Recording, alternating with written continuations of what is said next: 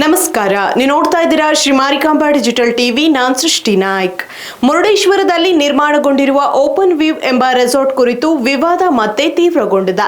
High court ಆದೇಶ ಇದ್ದರೂ ಜಿಲ್ಲಾಡಳಿತ ಯಾವುದೇ ಕ್ರಮ ಕೈಗೊಂಡಿಲ್ಲವೆಂದು ವಕೀಲ ಡಿಜೆ ನಾಯ್ಕ್ ಆರೋಪಿಸಿದ್ದಾರೆ. ಸುದ್ದಿಗೋಷ್ಠಿಯಲ್ಲಿ ಮಾತನಾಡಿದ ಅವರು, ರೆಸಾರ್ಟ್ ನಿರ್ಮಾಣದಲ್ಲಿ ಹಲವು ನಿಯಮ ಉಲ್ಲಂಘನೆಗಳು ನಡೆದಿವೆ ಎಂದು ದೂರಿದ್ದಾರೆ.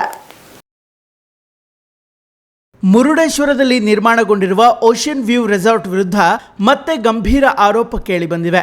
ಕಾರವಾರದಲ್ಲಿ ಸುದ್ದಿಗೋಷ್ಠಿ ನಡೆಸಿ ಮಾತನಾಡಿದ ವಕೀಲ ಡಿಜೆ ನಾಯ್ಕ್, ಕರಾವಳಿ ನಿಯಂತ್ರಣ ವಲಯದ ನಿಯಮಗಳನ್ನು ಉಲ್ಲಂಘಿಸಿ ಈ ರೆಸಾರ್ಟ್ ನಿರ್ಮಿಸಲಾಗಿದೆ ಎಂದು ಆರೋಪಿಸಿದರು. ಸಿಆರ್ಝೆಡ್ ಅನುಮತಿ ಪಡೆಯದೆ ಕಟ್ಟಡ ನಿರ್ಮಾಣ ಮಾಡಲಾಗಿದ್ದು, ಈ ಅಕ್ರಮ ರೆಸಾರ್ಟ್ ಅನ್ನು ಕೂಡಲೇ ನೆಲಸಮ ಮಾಡಬೇಕು ಎಂದು ಆಗ್ರಹಿಸಿದರು. ನ್ಯಾಯಾಲಯದಲ್ಲಿ ಪ್ರಕರಣ ಬಾಕಿ ಇರುವಾಗಲೇ ಕಟ್ಟಡ ನಿರ್ಮಾಣ ಪೂರ್ಣಗೊಳಿಸಲಾಗಿದೆ. ಡಿಸೆಂಬರ್ 24ರಂದು ಹೈಕೋರ್ಟ್ 2 ತಿಂಗಳೊಳಗೆ ಕ್ರಮ ಕೈಗೊಳ್ಳುವಂತೆ ಜಿಲ್ಲಾಧಿಕಾರಿಗಳಿಗೆ ಆದೇಶ ನೀಡಿದರೂ ಇದುವರೆಗೆ ಯಾವುದೇ ಕ್ರಮವಾಗಿಲ್ಲ. ಅಧಿಕಾರಿಗಳು ಜನಪ್ರತಿನಿಧಿಗಳ ಒತ್ತಡಕ್ಕೆ ಮಣಿದು ನ್ಯಾಯಾಲಯದ ಆದೇಶವನ್ನು ಪಾಲಿಸದೇ ಇದ್ರೆ ಕಾನೂನು ಕ್ರಮ ಎದುರಿಸಬೇಕಾಗುತ್ತೆ ಎಂದು ಎಚ್ಚರಿಕೆ ನೀಡಿದರು.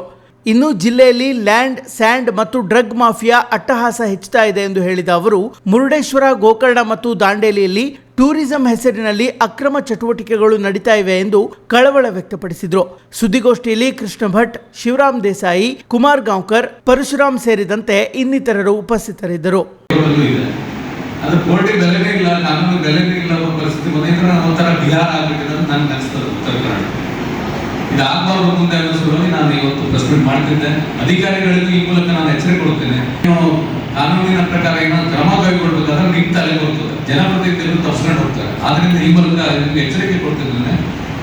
ನೀವು ಸರಿಯಾಗಿ ಕಾನೂನು ಏನಿದೆ ಅದರ ಪ್ರಕಾರ ಆರ್ಡರ್ ಮಾಡಿದ್ರೆ ನೀವು ಬಚಾವಾಗ್ತೀರಿ. ಇಲ್ಲಾಂದ್ರೆ ಈ ಮುಂದಿನ ಕ್ರಮದಲ್ಲಿ ನಿಮಗೆ ಒಂದು ಕಠಿಣ ಕ್ರಮ ಆಗೇ ಆಗ್ತದೆ ಅನ್ನೋ ಸಲುವಾಗಿ ಈ ಮೂಲಕ ನಾನು ನಿಮಗೆ ಎಚ್ಚರಿಕೆ ಕೊಡ್ತಿದ್ದೇನೆ. ನಾನೇ ಇದರಲ್ಲಿ ಗೋಕರ್ಣದಲ್ಲಿ ಇಲ್ಲಿಗಲ್ ರೆಸಾರ್ಟ್ ಅನ್ನ ಅವರಾಗೆ ಏನು ಮಾಲೀಕರಿದ್ದಾರೆ ಅವರೇ ಒಂದು ಕೋರ್ಟಲ್ಲಿ ಅಫಿಡವಿಟ್ ಹಾಕ್ತಿದ್ದಾರೆ. ನಾವು ಒಂದು 6 ತಿಂಗಳ ನಂತರ ವೇಕೆಟ್ ಮಾಡ್ಕೊಂಡು ಹೋಗ್ತಿದ್ದೇವೆ. ಅದೇ ರೀತಿ ಇಲ್ಲಿ ಎಲ್ಲೇ ಇಲ್ಲಿಗಲ್ ಮುರುಡೇಶ್ವರದಲ್ಲಿ ಇದೆ ಇದನ್ನ ನೀವು ಕ್ರಮ ಕೈಗೊಳ್ಳಬೇಕು ಮತ್ತು ಇಲ್ಲಿಗಲ್ ಇದ್ರೆ ಅದನ್ನ ಡೆಮೊಲಿಷನ್ ಮಾಡಬೇಕು ಅಂತ ನಾನು ಈ ಮೂಲಕ ಜಿಲ್ಲಾಧಿಕಾರಿಗಳಿಗೆ ಒತ್ತಾಯಿಸುತ್ತೇನೆ. ಅದೇ ರೀತಿ ಇಲ್ಲಿ ಈ 3 ಮಾಫಿಯಾಗಳು ನನಗನ್ನಿಸ್ತದೆ ಉತ್ತರ ಕನ್ನಡದಲ್ಲಿ. ಒಂದು ಲ್ಯಾಂಡ್ ಮಾಫಿಯಾ, ಒಂದು ಸ್ಯಾಂಡ್ ಮಾಫಿಯಾ ಮತ್ತು ಡ್ರಗ್ ಮಾಫಿಯಾ ಈಗ ದಾಂಡೇಲಿಯಲ್ಲಿ ನಡೀತಾ ಇದೆ. ಹೆಚ್ಚಿನ ಎಲ್ಲ ಮೂಢನಂಬಿಕೆಗಳು ಡ್ರಗ್ಸ್. ಈ ಒಂದು ಟೂರಿಸಂ ಹೆಸರಲ್ಲಿ ಏನೇನು ಆಗ್ಬೇಕು ಎಲ್ಲ ಅನಾಚಾರಗಳು ದಾಂಡೇಲಿಯಲ್ಲಿ ನಡೀತದೆ. ಅದರಿಂದ ಈ 3 ಮಾಫಿಯಾಗಳ ವಿರುದ್ಧ ಹೋರಾಟ ಮಾಡಬೇಕು ಅಂತ ನಾವು ಈ ಉತ್ತರ ಕನ್ನಡ ಜನತೆಗೆ ಈ ಮೂಲಕ ಕರೆಯನ್ನು ಕೊಡ್ತಿದ್ದೇನೆ. ಇಲ್ಲಿ ಮತ್ತೊಂದು ಅಂದ್ರೆ ಪಕ್ಷಗಳು ಯಾವುದೇ ವಿರೋಧ ಪಕ್ಷ ಅಂತೂ ಕೇಳುವವರೇ ಇಲ್ಲ. ಆಡಳಿತ ಪಕ್ಷ ಈ ತರ ದೌರ್ಜನ್ಯ ಮಾಡ್ತಿದ್ದೆ, ದುರಾಡಳಿತ ಮಾಡ್ತಿದ್ದೆ, ವಿರೋಧ ಪಕ್ಷದವರು ಮಾತಾಡ್ತಾ ಇದ್ದಾರೆ. ಆದ್ರಿಂದ ಇಲ್ಲಿ ಕಾನೂನು ಸತ್ಯ ಹೋಗಿದ್ದು ಈ ಒಂದೊಂದು ಈ ಆರ್ಡರ್ಸ್ ಎಲ್ಲ ನೋಡಿದ್ರೆ ಕಾನೂನು ಬೆಲೆನೇ ಇಲ್ಲ. ಬಡವರು ಯಾವ ತರ ಬದುಕಬೇಕು, ಸಾಮಾನ್ಯ ಜನರು ಯಾವ ತರ ಬದುಕಬೇಕು ಅನ್ನೋದು ನನಗೆ ಒಂಥರ ಶೋಚನೀಯ ಸ್ಥಿತಿ ಬಂದಿದೆ ಉತ್ತರ ಕನ್ನಡಕ್ಕೆ. ಈ ರೀತಿ ಆಗಬಾರ್ದು. ಮುಂದಿನ ಎಲ್ಲ ಉತ್ತರ ಕನ್ನಡ ಜನ ಜಾಗೃತಿ ಆಗಬೇಕು. ಕಾನೂನು ರೀತಿ ಏನನ್ನು ನಿಮಗೆ ಹಕ್ಕಿದೆ ಅದನ್ನು ನೀವು ಯುಟಿಲೈಸ್ ಮಾಡ್ಕೊಂಡು ಈ ಮೂಲಕ ಶ್ರೀ ನಿರ್ಮಲಾ ಮುರುಡೇಶ್ವರ ನಾಯ್ಕ ಅನ್ನೋ ಒಬ್ಬರು ವಿಧವೆ ಇದ್ದರು, ವಿಡೋ. ಒಂದು ಮನೆ, ಅವ್ರ ಮನೆ ಈ ರಿಸಾರ್ಟ್ ಹಿಂದಿದೆ. ಓಷನ್ ವ್ಯೂ ಅನ್ನೋ ಒಂದು ರೆಸಾರ್ಟ್ ಇಲ್ಲಿಗಲ್ ಆಗಿ ಕನ್ಸ್ಟ್ರಕ್ಷನ್ ಮಾಡಿ ಅವರ ದಾರಿಯನ್ನು ಬಂದ್ ಮಾಡಿದ್ದಾರೆ. ಅಲ್ಲಿ ಒಂದು ಕಾಂಪೌಂಡ್ ವಾಲ್ ಅನ್ನು ಕಟ್ಟಿದ್ದಾರೆ. ಅದ್ರ ವಿರುದ್ಧ ಈಗಾಗಲೇ ಸಿವಿಲ್ ನ್ಯಾಯಾಲಯದಲ್ಲಿ ಕೇಸ್ ಪೆಂಡಿಂಗ್ ಇದೆ.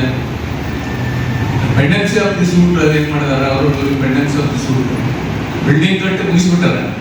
ಆ ಬಿಲ್ಡಿಂಗ್ಗೆ ಯಾವುದೇ ಸಿಆರ್ಝೆಡ್ ಕ್ಲಿಯರೆನ್ಸ್ ಇಲ್ಲ, ಆ ಲ್ಯಾಂಡ್ ಎಣ್ಣೆ ಸಹಿತ ಆಗಲಿಲ್ಲ, ಮತ್ತು ಪಂಚಾಯತ್ ಏನು ಬಿಲ್ಡಿಂಗ್ ಪರ್ಮಿಷನ್ ಇಲ್ಲ, ಅದು ಮತ್ತು ಎಸ್ಕಾಮ್ ಕರೆಂಟ್ಗೆ ಪರ್ಮಿಷನ್ ಇಲ್ಲ. ಎಲ್ಲ ಮಾಡಿ ಬಿಲ್ಡಿಂಗ್ ಮಾಡಿ ಮುಗಿಸಿ ಈಗ ರೆಸಾರ್ಟ್ ಪ್ರಾರಂಭ ಆಗಿದೆ, ನಡೀತಾ ಇದೆ.